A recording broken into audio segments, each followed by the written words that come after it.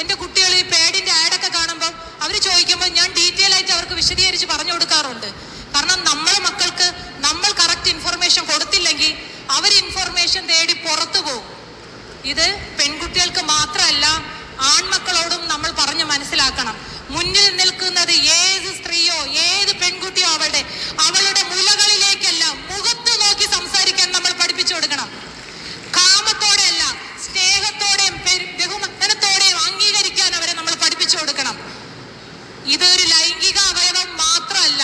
ഒരു സ്ത്രീക്ക് ഒരു കുഞ്ഞിന് ജന്മം നൽകി അമൃതൂട്ടാൻ വേണ്ടി ദൈവം അവർക്ക് കൊടുത്തിരിക്കുന്ന അത് സ്പെഷ്യാലിറ്റി ആണെന്ന് നമ്മൾ അമ്മമാർ അവർക്ക് പറഞ്ഞു കൊടുത്തേക്കണം. മക്കളോട് പറയാ, കൂട്ടത്തോടെ ആണെങ്കിലും ഒറ്റയ്ക്കാണെങ്കിലും തല്ലിച്ചതച്ച് ഒരു ജീവൻ നമ്മളുടെ കയ്യിൽ നിന്ന് പോവാൻ ഇടയാക്കരുതെന്ന് പറയാ. ഒരു ജീവൻ എടുക്കാൻ നമുക്ക് അവകാശമില്ലെന്നവരോട് പറഞ്ഞ് മനസ്സിലാക്കുക. നമ്മൾ അമ്മമാര് പഠിപ്പിച്ച മനസ്സിലാവാത്ത ഒരു പാഠവും ഇല്ല.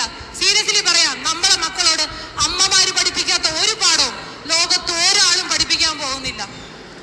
നമ്മുടെ കുട്ടിക്കാലത്തൊക്കെ ഒരു സിപ്പപ്പ് വാങ്ങിച്ച് റോഡികളെ കുടിച്ചുകൊണ്ട് നടന്ന വീട്ടിൽ